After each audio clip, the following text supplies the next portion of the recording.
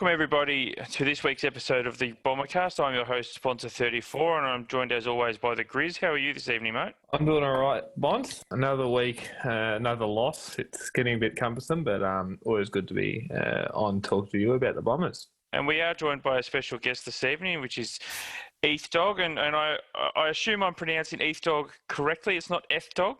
Yes, mate, it's Eth Dog. Glad to be here. So, Chris, you did allude straight up the sad fact that we are again talking about another loss. We did go down to the Demons in a more positive fashion, I think, on Friday night than perhaps we'd maybe hoped for. But what were your takeaways from the game on Friday night, Grizz? My takeaway from it was very similar to the game against Brisbane, where our intensity was clearly up for most of the game. We had a bit of a slow start, which sort of cost us, and probably would have cost us more if Melbourne didn't have the yips in the first quarter. But I thought the intensity was up, but we were just beaten by a team that clearly was better structured and had a better idea how they wanted to move the ball. I mean, the talk about this game going in was about, can we match them in the clearances? And we actually ended up winning the clearances, which surprised me when I looked at it afterwards. But where we were smashed was actually on the outside. I think Melbourne had 57 more uncontested possessions, 32 more marks, and beat us in the inside 66 to 39. So they just controlled the flow of play so much better than we did. We lacked composure moving the ball, and when we did win it back in our back half, we were sort of stagnated from moving it. Their own sort of presses to going,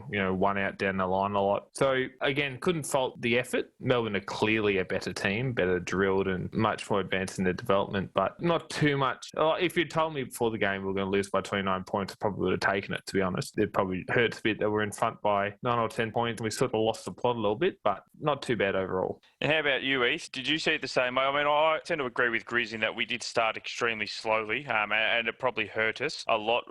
I sort of saw it that the boys, they almost went out like they thought they were going to get smashed, and then after Melbourne missed a couple, it was like they sort of clicked in their heads that, these guys are actually human. They're the same as us. They can miss, and that sort of said to spark us into gear a little bit, which, unfortunately meant we were chasing tail, and we did hit the front, but it did always feel like we were behind the 8 ball after such a slow start. Yeah, I thought we did start slowly. Yeah, that first quarter was terrible. But I liked our inside work a lot. We shut down Petrarca really well. And after his first 3 rounds, I was thinking, oh, God, he's going to have 40 and kick 3 against us. But McGrath and Jackie Stringer did a good job on him at the stoppages. I thought we had 2 of our first-choice wings out in Langford, who's really good at controlling between the arcs, which sort of let Ed Langdon off the chain a bit, and I thought he was one of the best players on the ground too. That's the way I saw it for the most part. Yeah, Ed Langdon's definitely an underrated player, I think, for Melbourne Grizz. I think Eth raised a good point there, because if you spoke to us pre-game, we would have said, Oliver and Petrarca are the 2 you have to watch for, and Oliver certainly got on top. Andy McGrath did a great job on Petrarca there, as again Eth alluded to, and Andy Brayshaw is the other one, obviously. Or have I got the right Brayshaw there at Melbourne? Andy, or is it Angus? No, Angus at Melbourne. Angus Brayshaw.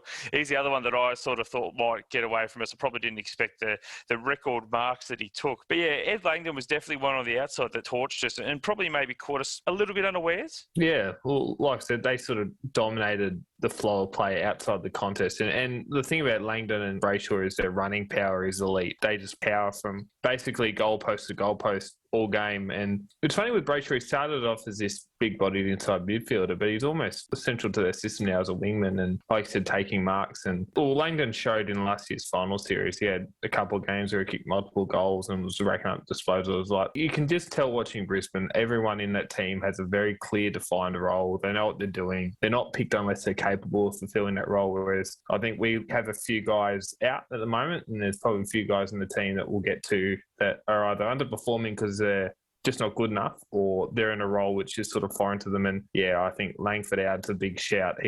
He's the sort of guy that you can sort of trust between the arcs to make good decisions and take a few marks if you need him to. Yeah, we will talk about some specific players, and we'll start with one that is a favourite of yours in Mason Redmond. I think you're pretty content for him to stay on the halfback flank. If I remember rightly, I believe you said on the board earlier this week, we finally got a halfback flanker that's a halfback flanker, and people are desperate to push him up the ground. But you have to admit, his effort on Friday night wasn't great. Yeah, his form this year has been shambolic. He's nowhere near the player he was last year, and it's actually shown over the past 4 years. He had a really good 2019. He had a pretty bad 2020. Like, we all know he had OP and had issues in 2020 with the hubs and everything. So I was willing to forgive him that. He was really good again last year, and he's had a bad start to the season. It's been a real issue, especially with teams targeting Hind and locking down his run from defence too. Yeah, Hind is an interesting one, Grizz, though. I still look at him and go, look, he hasn't been as good as he has previously, and you know, we are still lacking in his run department. But meters gained, I'm not sure how much weight you put in that stat, but he's been either leading or close to leading the first 3 rounds for us. And he led again on Friday night. He had 491 meters gained, which, I mean, I know you expect from a half-back flanker, but considering I don't really see him as much as I did last year, maybe that's because he's not having those blistering runs. So that it does still surprise me that he's leading that stat. And I mean, are we being a little harsh by saying they've nullified him? Meters gained could be one of those stats, but it's a bit like pressure acts in it. And probably not too much. I know Heath has a very strong view on pressure acts as a stat, but where it requires context for the true value of the stat to come out. And so if you bomb a 50, 60 metre kick down to a contest and the contest halves and then they get a ball up, you've gained 50 metres technically. But if you short pass to a guy 20 metres away and he runs 60 metres upfield, you only get 20 metres gained. So you've really got to watch the game to know what that metres gained comes into. But just on Redmond, and I'll get to the Hind point in a second, Redmond's the sort of guy that you need in your team because he's willing to take risks with the ball in hand. If you don't have guys like Redmond, you can get very stale. Where I think Redmond struggles is knowing when to take the risk. When Mason's running through the ground, linking up with hand pass and getting involved in chains of possession and kicking in the forward half of the ground, he's exceptionally dangerous in a good way. What I find is his brain fades come when he's set in defence, trying to kick against zones, trying to kick against a Melbourne team that's set up from a point and he's kicking out from the goal square. That's not the time to try and pinpoint a pass to a guy 50 metres in between 4 Melbourne defenders, because we see what happens. He turns it over, they go through and kick a goal. He shanked the kick, which doesn't help, makes it look 100 times worse, but he just needs to know when. And when his confidence is down and he's trying to make things happen, he can take unnecessary risks, which is when he looks really bad. And with Hind, I think they're definitely targeting him. Like, they're sitting guys on him. He's not getting their hand passes around the back anymore because you can watch that guys like Cozzy Pickett and Fritsch were just hightailing behind him to make sure he didn't get those quick handballs. And when the ball's continually being bombed into our defensive 50 and we're not able to generate free run and link play out of the defence, we're sort of just constantly playing that sort of trench warfare that teams like to play against us. Yeah, it really nullifies the effect guys like Redmond and Hind with his pace can have. You raise an excellent point, Grizz, in regards to Redmond, in that we do need blokes that do know when to pull the trigger. And I think I actually said to you in the thread on Friday night that, you know, the problem with Mason that I had Friday night was at one stage there he'd had, 8 or 9 touches or whatever it was, but he'd had 2 or 3 really big mistakes. He needs to be able to read the game better and go, look, this is my moment to go. I thought maybe he was trying to force things because maybe he knew in his head he hadn't got that much of the ball and was almost trying to force the issue. But we do definitely need players that actually try something different. And one of the pleasing things I took from the game on Friday night was blokes like Andrew Phillips, for example, who took the game on a little bit more. So we did do a lot of bombing down the line, which you obviously can't do against Melbourne. But there was one stage there in that third quarter where Phillips went to switch the ball. Now, he kicked it straight down Bailey Fritsch's throat, and we were lucky that Fritsch popped it up, and he turned it over, and we ran away. But the kick wasn't the best kick, but the idea was there. It was just something that I thought was a little bit different. So it was definitely something that I took away as a pleasing factor, that there is still times there where the boys are prepared to back themselves and try something a little bit different. It's just all about knowing when to take the risks and when. I totally agree. Like, if you'd watched Mason Redmond on Friday night, never seen a game before, you'd be like, who the heck is this bloke? Like, what is he doing? But that's just part of it. And like, we forget with Mason Redmond, what is he, 23 years old? Like, he feels like he's been around forever. But he's not really. He might be 24, actually. So he's still got that level of development. But, yeah, I think that third quarter where we got on top in the clearances in that quarter and we were able to get first possession forward. And I think we were just really efficient going forward, which made it look a lot better than it was. Melbourne missed so many easy and gettable set shots, which made the result probably look more flattering than it was. But against teams like Melbourne, against teams like Geelong and Brisbane that we've played, ironically, so far, you can't just go down the line 100% of the time. They're setting you up for that. You've got to try something different. it's about knowing when to try that something different and when to just play the percentages. While I'm talking about Sauce Phillips, Heath, let's talk about the other ruckman. That's Sam Draper. Now, he actually led the hit-outs on Friday night, which in isolation sounds good, but the reality was he was pretty poor, and I think he's been fairly average the first 3 weeks. Now, I'm not sure if it's because he's down on confidence or if, the fact that we were getting belted in the middle against Geelong, so was that his fault? It's hard to tell. Again, against Brisbane, he wasn't great, but he was okay, but he got pantsed on Friday night, I thought, against Gawn and Jackson. So the question is, at the moment, do we keep Draper in the side? Do we keep playing him in the AFL? Or do we, as crazy as it might have sounded at the start of the year, do we pull the trigger and drop Draper and bring in a Brian, or even let Phillips go solo in the ruck? First off, I think we need to continue with the rucks, especially against someone like O'Brien this week. Draper's form this year has been pretty bad, but the other thing is he's at that stage where he's about 20 games in, I'd say, and teams have worked out what he brings and they're taking steps to nullify it, which it's something he's going to have to deal with if he's going to become a really good ruckman, which I think all of us are confident that he'll be. So I'd keep him in for a few more weeks. I'd give him until Anzac Day, and if his form hasn't improved by then maybe look at O'Brien or maybe look at Phillips going with Wright, who I kind of want to just keep him as a forward right now, given his form. So, yeah, I think if we do keep him in, maybe try and more forward this week to see if he can expose, I don't know, Billy Frampton or something. Yeah, I think for me with Draper, the thing I'd be just saying to him if I was the coach is your one wood is your aggression and your physicality around the ground. You're a lump of a kid. I think it's like the 25 games in, but he's 24 years old now. You're a lump of a kid. What made him so startling last year was he was just physically imposing himself on guys who are 6-7 years older than him and 100 games more experience. We remember the game against Hawthorn where Jonathan Segler's a 100-game ruckman and he just made him look like an under-18s player. And he's lost that aggression, and more than that, he's actually lost intensity. There's a couple. I went to the Brisbane game live, and I was sort of startled by the amount of times where it was his turn to go and he didn't in a marking contest, or when he could have been physical and laid a tackle and he didn't. The tap work, the positioning around the field, all that sort of stuff you can develop on the fly, but if he's lost his aggression, and that's a reason I think to send him down to the VFL and go, all right, beat up on a couple of VFL ruckmen for a couple of weeks and get your confidence back. But yeah, if it keeps continuing like this, I'm with Heath. I think you've either got to look at sort of moving him down or moving him forward in a couple of weeks. I think the problem with moving him forward is, and it is a part of his game he can work on, but his set shot kicking isn't great, and I'm not sure that he's got the tools or the capability to play as a full-time forward.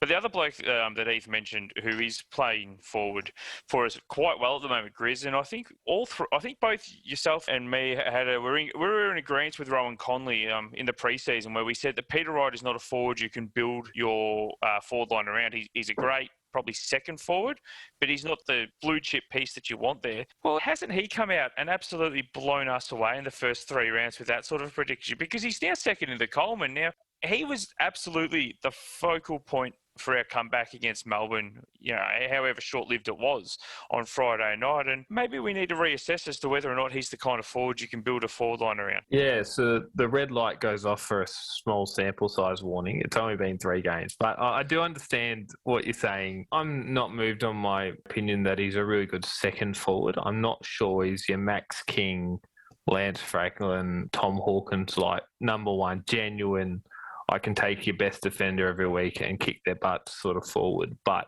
I think structurally he's doing everything you could ask of him. The thing that makes him look so spectacular, I think, is his accuracy. Like, he doesn't really miss too many shots. If you give him 4 or 5 shots a game, he's going to nail 3 or 4 of them, and which is really helpful because, first couple of weeks we were woefully inaccurate, particularly against Brisbane. So, yeah, he's been a pleasant surprise. And look, if he turns out to be a 45 to 50 goal a year forward, which is 2.5 a game, which is basically what he's going at now, maybe a bit more. If he ends up being a 45, 50 goal a year forward, that's a huge win for what was essentially a couple of 4th round picks and a salary dump from the Gold Coast. So that's outstanding. But yeah, he's had a great start to the year. He did come cheap, and you're right. It is a very small sample size, but as I think I declared Nick Martin was going to win the Brownlow after the first round, so I think I'm certainly no stranger, Grizz, to throwing my hat into the ring after a couple of games ago, and that's what we're going to see from this bloke forever and a day. But you are right. We will have to see if he continues, and he's probably got a big chance against Adelaide this week because their backstocks are all that great. But the other player I do want to quickly mention is before we do look at the Adelaide game, and that's Andrew McGrath. Now, I appreciate all the discussion around his disposal and his tendency to panic and all that sort of, I suppose, negative side that's come out about him from his game on Friday night. But I think the positive aspect was overlooked too because, okay, we spent the number one draft pick on him, so you hope that he's not going to just be a tagger. But he did a really good job on Christian Petrarca on Friday night, and I'm a big Petrarca fan. I think he's, at the moment, the best player in the comp, and I don't even think it's close to the moment. That goal that he scored in the third quarter with the touch that was heard around the world, as I'm now labelling it, Grizz, was something it's just something that the great players could do. He had been shut out of the game, then out of nowhere off, 2 steps from 45 or 58, whatever it was, and just slotted it, even if it was touch. Was still a very impressive kick. But Heath, how did you see McGrath on Friday night? Were you happy with his job in Petrarca, and is that enough to overcome, I suppose, the deficiencies that currently exist in his game on the offensive side? For me, absolutely. I've been steadfast in my thinking that McGrath should be played in the midfield because he's pretty much the only defensive midfielder we have. And that's always been an area of concern to me because I'm pretty sure most people on our board know how much I wanted George Hewitt last year, which could have potentially released McGrath into defence, but he's the only defensively minded midfielder we have. And that's not necessarily to say he's a tagger. He did a fantastic job on Petrarca. It was amazing. But to be a defensive midfielder, you don't necessarily need to be a tagger. But yeah, I think the only one you'd potentially tag from Adelaide is Ben Keys, who has improved out of sight to them. But I think his defensive game was well worth his lack of poise going forward on Friday. Chris, there is something I just want to raise and throw to you about his lack of poise. Do you think it's necessarily a lack of poise, or do you think that's the way Andrew McGrath looks when he plays? I throw back, for example, to Paddy Ryder, who had a laconic running style, and people used to say, oh, he doesn't care.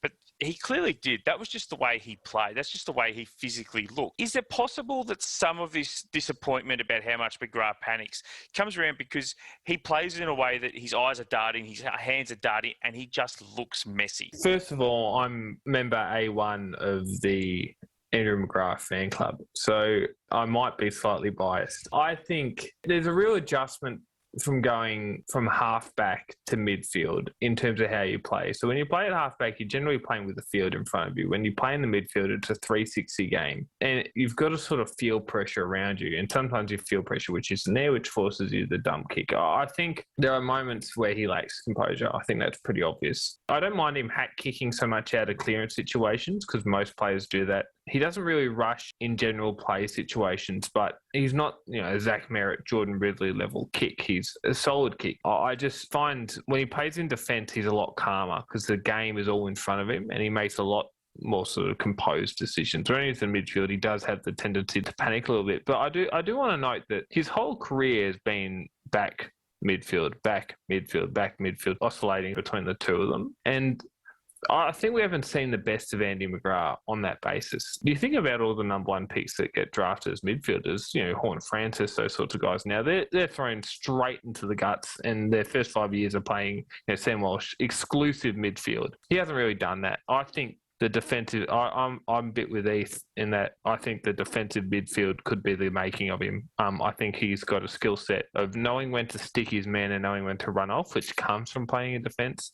And I think he could make that position his own, and not like a hard tagger, but as the sweeper going forward. But in answer to your question, I think sometimes he can lack composure, but I think it's overblown and people sort of look for things to get upset Andy McGrath about. So, fellas, we will touch briefly on the Adelaide game that's coming up this Sunday, 1:10, I believe it is, at what's it called now? Marvel Stadium. I always forget his name. Heath, you did mention a bloke from Adelaide that I love in Ben Keys, and I think the midfield battle is where it's going to be won this week. I look at Adelaide's forward line, and Elliot Himmelberg kicked his 4 goals on the weekend, but their key forwards aren't going to be outsizing our key backs. So I think we actually match up really well because they have Himmelberg and they have, I shudder at trying to pronounce this name, but I'm going to say Golland. I believe his name is Golland, who also kicked the 4, and they also do have Darcy Fogarty who as their key position forward. And there's a person listening to this podcast who's probably driving his car into a tree as he listens to me talk about Fogarty, because I am a big fan of Darcy Fogarty.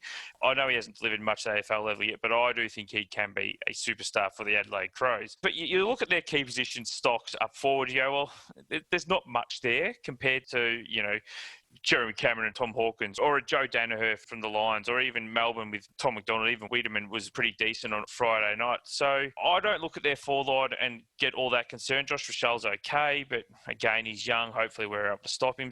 So do you think the midfield battle is where this game is won on Sunday? Yeah, absolutely. And we do have a better midfield on paper. I look at their midfield. You have Keys, who's very good. Schonberg did a really good job on Parrish last time. When you get below that, it doesn't have a lot of inside power. We have Shields having a good year. Parrish hasn't had the best start, but should grow into it. And then McGrath and Caldwell should be good enough on the inside. The thing about Adelaide I'm probably most nervous about is that they've got a lot of elite 50 to 60 metre kicks. Like Mitchell Hinge, he's not a big name, but his kicking this season has been pinpoint, and everyone knows how good Brodie Smith is by foot. And apart from the match-winning goal, Jordan Dawson's kicking is also really strong. So we can't really afford too many turnovers going inside 50 because they're going to cut us up on the counter with those skills, I think. Yeah, I think we've been beaten pretty solidly in contested possession 2 of the first 3 weeks, and then we only just got over the top of Melbourne last week in that number. I would hope that we need to dominate this midfield battle. I don't like the coining of the term, a get-right game, because I don't think Adelaide are nearly bad enough to take for granted on Sunday. But I really want to see us be a bit more composed with our ball use. This is where, I talked about in the pre-season pod with you and Rowan Bonts about what our zag was when teams stop our fast sort of pace ball movement. What's our plan B? We haven't seen a lot of that in the first 2 weeks, and I imagine Adelaide, Matthew Mix is a good coach. They're going to try to put a stop to that. So, what are we going to see this week? I don't think they have a matchup for right. I think we could really exploit that with some really good ball movement forward. But I think I'd be putting the challenge to guys like, if they get picked, guys like Rolfie and Ham, in the side, because, Tipper played on the weekend, got through 60% of the game. Will Snelling could be back soon. There are going to be some squeeze for spots. And so if you haven't performed in the last 3 weeks, and there's more than a couple of guys who fit that description, the troops are coming back. So what have you got for this, Adelaide? But yeah, I think if we win the midfield, I'm fairly confident we'll be able to lock the game away forward to centre. So you've sort of touched on it a little bit, but so what changes do you see coming from Friday night? I'll be honest, I don't see a great deal of change. I know there was some calls to drop Heppel, and we haven't really talked about him tonight, but I feel like we're going to be able to talk probably about him again next week. And I'll tell you now, Grizz, if that's a hill that I am prepared to die on, defending Dyson Heppel. So that could be another.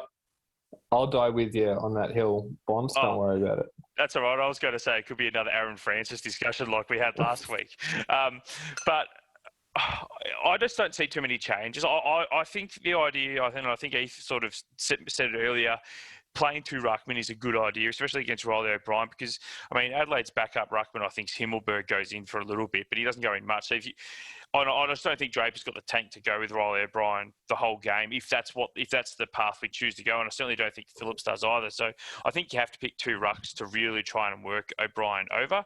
Mason Redmond, yeah, he turned the ball over, but as you said, Grizz, it's the kind of player you want. So do we drop him or not? I'm not sure. It'd be a brutal coach's decision to drop Tex Wanganeen. His goal was amazing, but his debut, apart from that, wasn't great. But lack of chances, as always, is the problem.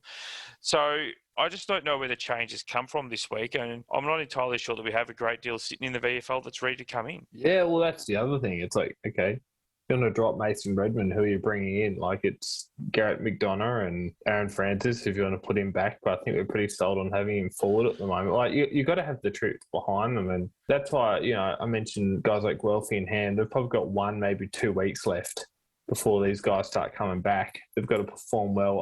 I think if you're going to play 2 rucks, they have to continue to be efficient forward or centre. You can't have a ruckman just sitting on your bench, take you up and interchange. They need to be able to play forward, and Phillips did that pretty well, I think, on the weekend of sort of at least making a contest. But yeah, I don't know what change. It will really just be whether they want to give some young guys a go. I agree. I wouldn't drop Tex. I think that would be stiff. He's played basically 2 games of footy in 12 months.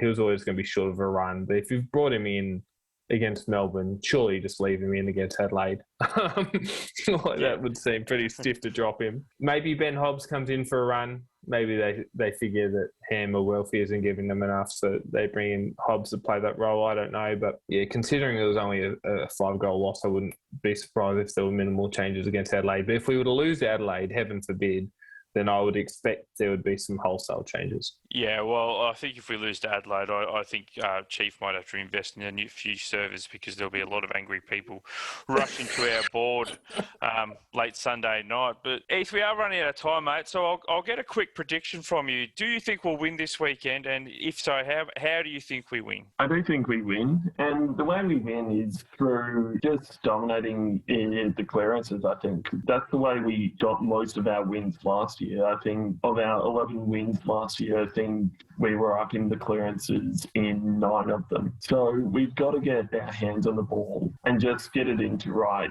who is in stellar form, really, and hope that he can kick us a score with him and Jakey Stringer, really.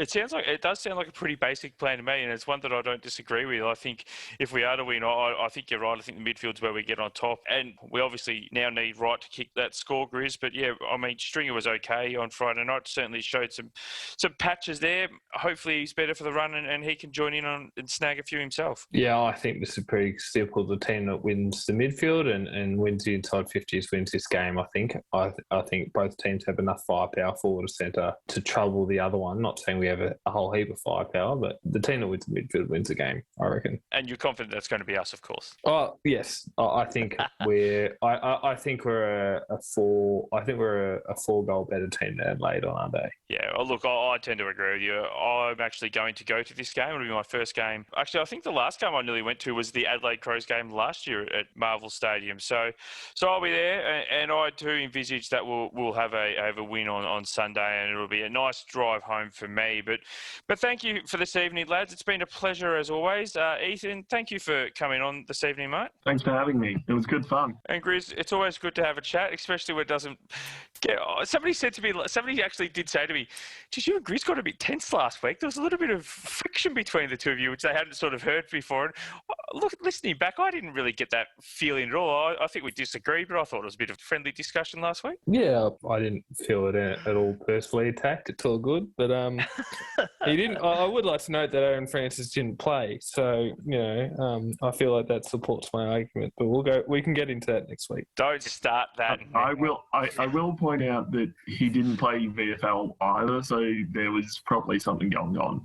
All right, then I'll retract my previous statement then. But thank you once again, everybody, for listening. And as always, to help us out with the podcast for future episodes, remember to like, subscribe, and comment on whatever channel you are listening to us on.